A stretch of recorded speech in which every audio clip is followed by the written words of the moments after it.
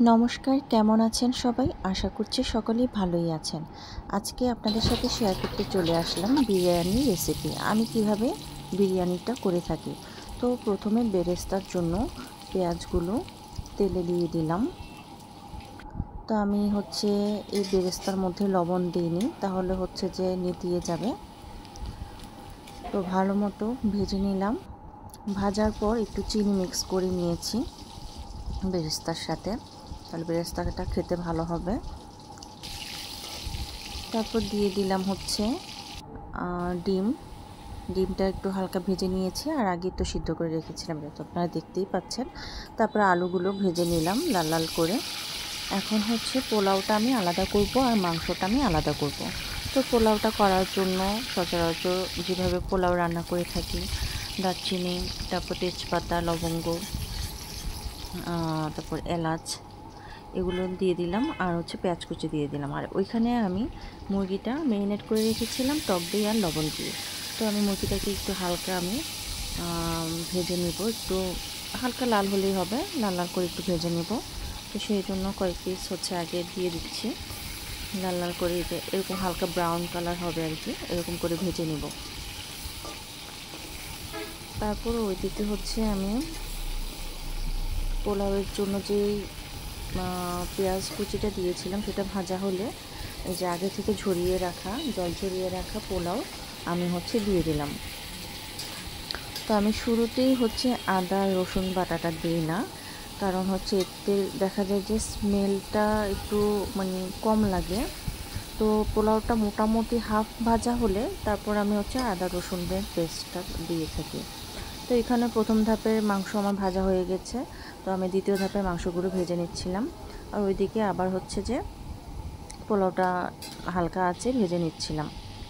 তো এখানে দ্বিতীয় ধাপের মাংস আমার ভাজা হয়ে গিয়েছে। এখানে পোলাও প্রায় মোটামুটি হাফ ভাজা হয়ে গিয়েছে। আমি আদা রসুনের পেস্ট দিয়ে দিয়েছি, এটা পরিমাণ মতো। এখানে আমি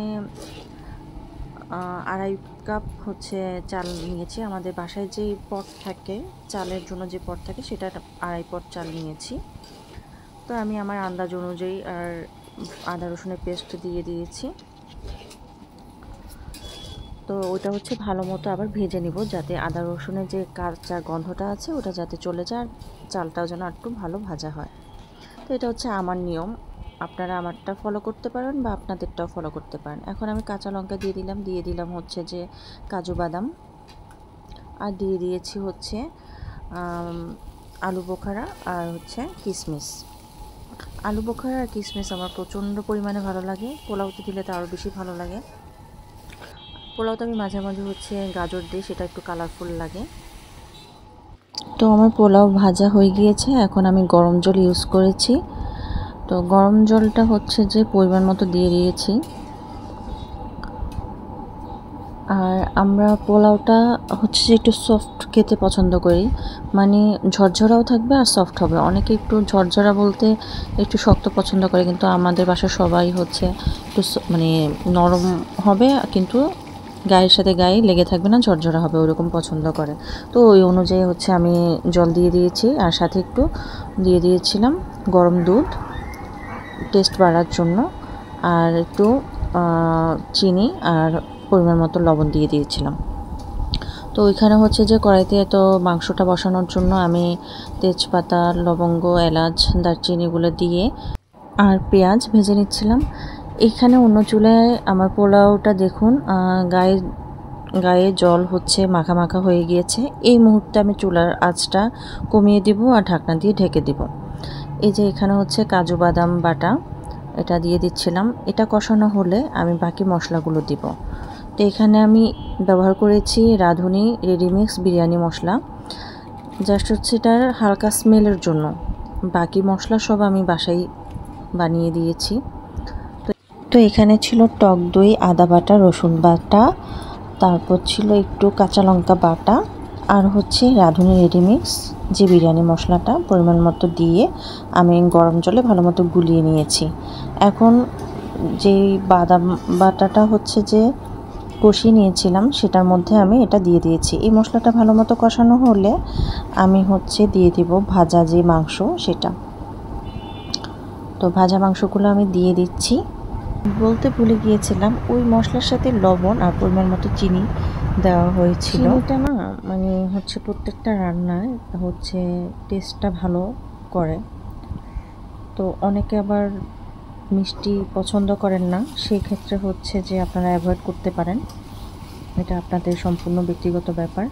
তো ভালো মতো হচ্ছে যে মশলার সাথে মাংসটা মিশিয়ে নিচ্ছিলাম। এবার যাতে মশলাটা পুড়ে না যায় তাই হচ্ছে যে আর একটু জল দিয়ে দিলাম। এবার হচ্ছে ভালো মতো কষিয়ে নেব। আর ওইখানে আমার পোলাওটা প্রায় হয়ে গিয়েছে, তো আমি একটু হচ্ছে ফুড কালার ইউজ করছিলাম। এবার আবার একটু মানে ঢেকে রাখবো যাতে হচ্ছে যে অল্প আছে পোলাওটা সফট হয় আর কি। তো এখানে আমার মাংস মোটামুটি প্রায় কষানো হয়ে গিয়েছে। মাঝখান দিয়ে আমি একটু ঢেকে দিয়েছিলাম। তো কষানো হয়ে গেলে আমি হচ্ছে যে গরম জল দিয়ে দিব, আর হচ্ছে যে ডিম ভাজি আর সিদ্ধ ডিম ভাজি আর আলু ভেজে রেখেছিলাম সেটা হচ্ছে দিয়ে দিলাম। এটাও এটার সাথে হচ্ছে যে রান্না করে ফেলবো, তাহলে টেস্ট লাগবে, আলুটাও খেতে টেস্ট লাগবে, ডিমটাও খেতে টেস্ট লাগবে। তারপর ভাবলাম যে চাটনি না হলে কেমন হয়, বিরিয়ানি রান্না করছি। তারপর আমের চাটনি অল্প একটু করে বানিয়ে নিলাম, একটা আমের চাটনি। এখানে একটা আম কুচি কুচি করে কেটে নিয়েছি, আর একটু হলুদ দিয়ে দিলাম, আর ফোড়নে দিয়েছিলাম 5 ফোড়ন। এর আগেও আপনাদেরকে হচ্ছে যে আমি পাতলা টকের হচ্ছে রেসিপি না একটু ভিডিওতে দেখিয়েছিলাম। আর এখানে হচ্ছে যে আমি গুড় দিয়ে দিয়েছি, গুড়টা দিলে হচ্ছে যে মিষ্টিটা ভালো হয়। এই যে আমার চাটনি রেডি হয়ে গিয়েছে। আর অপর পাশে হচ্ছে মাংস প্রায় সিদ্ধ হয়ে এসেছে, মোটামুটি রান্না হয়ে গিয়েছে বলতে গেলে। এদিকে দেখুন আমার পোলাওটা কি পরিমাণ ঝরঝরা হয়েছে, একটার সাথে একটা গায়ে কিন্তু লাগেনি, আবার হচ্ছে যে বেশি নরমও হয়নি, সফটনেস ছিল। তো অর্ধেক পোলাওটা উঠানোর পরে আমি মাংসটা ঢেলে দিয়েছি।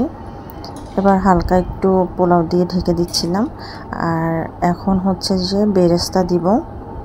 বেরেস্তা দেওয়ার পরে আমি দিয়ে দিব পেস্তা বাদাম।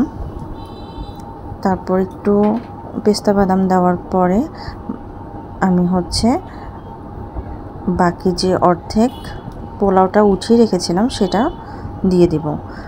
তারপর রাঁধুনির একটু মশলাটা ছিটিয়ে দিলাম যাতে স্মেলটা ভালো আসে।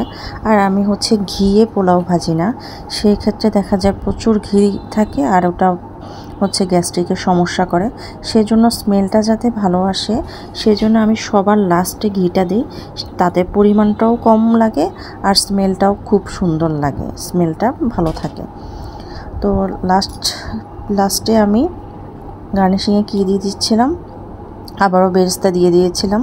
তারপরে একটু ধনে পাতা দিতে পারেন বা পুদিনা পাতা দিতে পারেন, আর পেস্তা বাদামটা দিয়ে দিয়েছিলাম।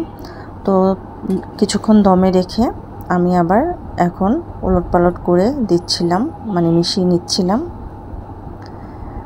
আমার বিরিয়ানি রান্না প্রায় হয়ে গিয়েছে, এখন আমি সার্ভিং ডিশে তুলে নিচ্ছিলাম। তারপর আপনাদেরকে একটু ঢং করে দেখাবো যে আমার বিরিয়ানিটার লুক কেমন হলো। এই যে আমার বিরিয়ানির ফাইনাল লুক। তো দেখে কি মনে হচ্ছে, অনেক লোভনীয় হয়েছে না বলুন তো? বেশি মশলাও দেইনি, একদম লাইট একটা হচ্ছে বিরিয়ানি। এটা খেলে কোনো প্রকার হচ্ছে আপনার পেটে সমস্যা হবে না বা গ্যাস্ট্রিকের সমস্যা হবে না। বাইরের বিরিয়ানিগুলোতে প্রচুর পরিমাণে তেল থাকে, তারপর হচ্ছে দেখা যায় প্রচুর স্মেল থাকে, কেওড়া জল, তারপর হচ্ছে যে আতর। তো ওগুলো আমরা খেতে পারি না, অসহ্য লাগে বা পেটেও সমস্যা হয়। তারপর হচ্ছে আমি একটু বেগুনি ভেজে নিয়েছি। এই যে এখন হচ্ছে যে খাওয়ার পালা, প্লেটে সাজিয়ে নিয়েছি বিরিয়ানি, তারপর বেগুনি, চাটনি, শসা আর সালাদ, আর শেষ পাতে ছিল কোক আর হচ্ছে টক দই, মিষ্টি দই। তো আমি কোক আর মিষ্টি দই খাই না, টক দই খাই। তো এটাই ছিল আজকের আমার বিরিয়ানির রেসিপি। তো আমার বিরিয়ানি কেমন হলো অবশ্যই কমেন্টে জানাবেন। ধন্যবাদ।